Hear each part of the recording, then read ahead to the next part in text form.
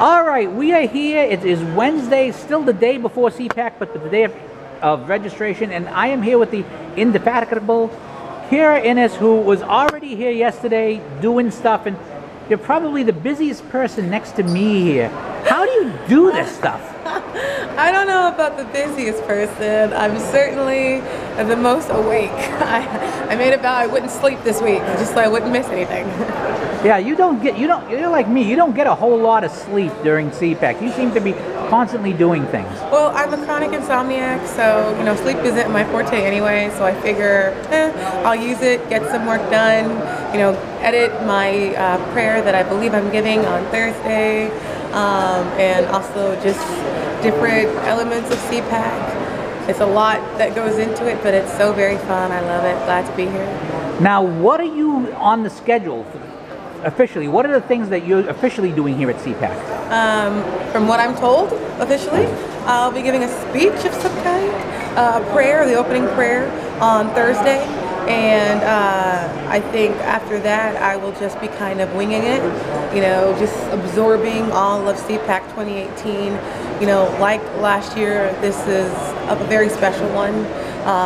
We hope to win, of course, in November. I think that we will, especially in my state of California. We're hoping to, push Travis Allen over the top and have him be our governor. So it's going to be great. So lots of things coming up, lots of things for you to do. Now, of course, California, being from California is like being from Massachusetts. Now, we have a GOP governor, but in California, especially with the primary system, it's got to be very difficult for you to stay and make the fight. I mean, what prompts you to stay and make the fight? I know I'm old and I'm set in my ways. I'm not going anywhere, but I think me personally, if I had to pick, the main thing would be it's my home. I love my state. She's a grand old gal and she deserves to be fought for. I know that it's crazy. I know that, unfortunately we Californians get on the rest of the country's nerves with our crazy liberal idiocy. But you can't beat the weather there. You cannot beat the climate. I mean, California is the only state where you can go snowboarding or skiing, dune bogging in the desert, and then surfing all in one day. It's got that kind of climate. It's that kind of weather. And when you're a person who never sleeps, you're in a position to actually do that. Yeah, all of it. Well, I've yet to try out the slopes, but I'll be doing the buddy slopes when I do it. But no, it's great, and I don't want to live anywhere else, and I want to make my state better. I want to actually be an example. So many people are coming here from other regions because they are blank holes. And but a lot of them would wind up ultimately making this country as theirs instead of staying in their region and making it better. And so instead of fleeing California, I want to stay here and I want to make it better. Now, I've got to ask a very obvious question, and I know I've asked it of you before, but I'm going to ask it of you again. Obviously, you're here in a Make America Great hat. You're a black woman in a very democratic state, coming from one very democratic state, over here in another very democratic state. You're running into a lot of people. You must get some interesting looks from people, especially people of color. Oh, well, and I'm curious, do you get just the looks? Do you get confrontations? Do you get conversation because of it? Well, actually, I get a little of all of it. I think I get confusion. I get absolute hate, just searing hate. I get just more people who are curious. Some people of varying colors will come up to me and say, okay, so explain why. I'm genuinely curious, and I'll tell them. But as of yesterday, I got about 5 different looks of death from specifically people of color, which quite frankly I think is an odd term, because that's to say that white people don't have, they're not a color, they're a color. Yeah, my color is white, scruffy, and bald. Those are my colors. Hey, I say everybody's got some have more color than others, That's true. But the generally, depicted POCs, people of color, they do tend to have more confusion and hate. But Caucasians tend to come at me with a little bit more civility. They're more curious, genuinely curious. Some of them, are under the impression that many, people who are minorities are not Republican at all, are not conservative. So when they see one and they see me, it's like spotting Bigfoot. They're like, I gotta talk to her. Well, plus it's also being open, and because you've got to be, if you're going to be a public conservative these days, especially, you have to be ready to defend. I mean, I was covered the event in Boston where Antifa was. I saw a guy in a Trump banner and a guy in an Israeli flag gone after by a mob. It was not one of the more pleasant sights. But anyways, now I'm going to ask you the questions I'm asking everybody here. Trump year 1, thumbs up or thumbs down? Thumbs. I would give him 2 thumbs up. I can say that with a certainty. I am hoping for the best on DACA and the border, and that the wall gets built. But if that's the one thing that doesn't necessarily hit it out of the park, I'm at least happy with the economy. I'm happy with who he's picked as a Supreme Court justice. Neil Gorsuch is great. So I'm just going to wait on the DACA situation. Okay, I'm going to have more to say about that in a few minutes, but what is the thing about President Trump that you have most been pleased with? What is the number one accomplishment as far as you're concerned? I would have to say Neil. I'd have to say Neil, and I think it ties with Neil and the upward surplus that blacks, what I call browns, have seen in the job market. We have the lowest unemployment rate, therefore the highest employment rate in the black community that since we've seen since the 70s. And I feel like that's the reason why more people of color are beginning to have him grow on them. Do you think that black Americans might say something in public but then vote their pocketbooks in November?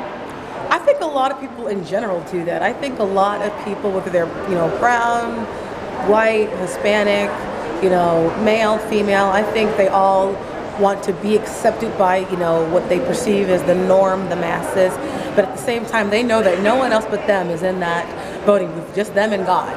And no one can judge them or whatever. And so a lot of these people who say, oh, I'm F Trump and I'm not doing all that, when they get into that voting booth, they're like, yep, because he's going to put more money in my pocket. Yep, he's not going to allow me to be dragged into court because I refuse to bake a cake. It's going to be what's in your personal interest. They'll be accepted by the crowd in public, but they'll vote their interest in that booth. Okay, what has been your biggest disappointment in year 1 from Trump? I would say, oh gosh, I guess, I don't know. I think, I can't really say just yet. If things turn out the way I hope they don't, then it will probably wind up being DACA, but I know it won't necessarily be his fault because, he'll have the entire swamp that's fighting him tooth and nail on this. But, at the same time, it's like, I just want one of these presidents, I don't care which one they are, to finally grow a set and do something about this. It may be unpleasant, it may seem unpopular, but we have laws in this state, in all of these states. And as of right now, mine has completely thrown the rule book out. I don't understand this myself, because my thought is, what laws are we going to pick and choose which laws we choose to enforce in each state? That's when I thought we had a war about that. Now, 2018, midterm election year, 25 Democrats running in the Senate, so a big advantage for the Republicans there. The GOP needs to retain, can't lose more than 24 seats to keep the House. What would you say the odds are of the GOP keeping power? I would say that the odds are, I'm optimistic. I have cause to be optimistic. I think that the odds, I don't think I can give the exact number, but I think we're going to do pretty good. And I think it's because we're seeing the surplus. We're beginning to wake up and see the benefits of a Trump presidency, and that's emboldening more of the people at the House and in the Senate on our side, to kind of take things by the horns and get things done, and the people are seeing the benefit of that. And I think that because the Democratic message has fallen so flat, because they're literally clamoring and they're grasping at straws at this point, which they've pretty much been doing for a while, only now it's all the more obvious because the surplus that we're seeing on our side is only acting as more of a light shining on their epic failure as a party. And not just, you know, the people in general, but blacks specifically are beginning to wake up. And honestly, I truly praise God for Donald Trump because he is growing an awakening in that precinct that used to be sold out to the Democrats. And yes, some will still be, but they're starting to wake up and they're losing their main foothold. They're losing their main voting bloc.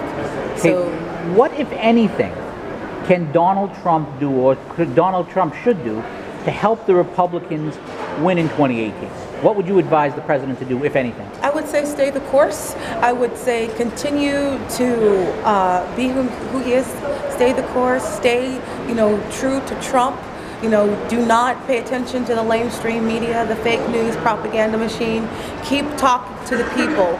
Some people say, oh, he's got to stop tweeting. I say, no. That's what got him elected. Do not fix what isn't broken. You know, keep going the course. Keep talking to people saying, hey, I'm here. I'm taking all the heavy hits. I'm taking all of the hate. I'm taking all the criticism. I'm taking all the spying and the wiretapping and all of it. And I'm doing it for you guys because you guys are worth it. And that's what resonated with us in the beginning. And that's what got us to mobilize behind him. That's what got me to mobilize behind him, because he wasn't just talking at me, but he was talking, I felt, to me. And I think if he can, do that, then we have a shot. And I would say also come to California. You know, we talk about the swamp in DC, but the swamp in the big blue desert is honestly just as, you know, disgusting and festering, and it needs to be overhauled. In other words, just showing up there will make the other side nervous. Have a rally there, you know, say, hey, no, we've not forgotten about you, California. Other people may have written you off, but we haven't, you know, and I'm going to fight for you guys. And there's a lot of conservatives, you know, in the left coast. And, you know, we just want to make sure that he knows, hey, we're here and we're still support for you. We're still rooting for you. Okay, final question, and I want to talk about something. You already brought it up earlier, but I want to bring it up again. The DACA business. We've heard the talk about a possible deal, DACA for the wall. Is that a game changer for you? Would you accept a DACA deal if it brings not a theoretical wall, but an actual wall? Would you be willing to accept such a deal if the president's able to make one? Well, I guess I would, but there would need to be strict provisions in terms of that. Because me personally, I would say everyone who's not here legally, regardless of where you're from, be it Mexico or Sweden, you need to go back. We have laws, and regardless of your circumstances, they must be enforced. So with that said, if that's the only way I can get the wall, then I'll say fine. Make sure, though, we have the funding in place. Make sure we have the means in place, the workers, the skilled labor, to build a very, as he said, beautiful wall with a great big door. And anybody who is thoroughly and properly vetted, once they are given approval, can come in and contribute and assimilate. It's worth mentioning, by the way, that the president has, in fact, been testing prototypes. So they've been moving forward.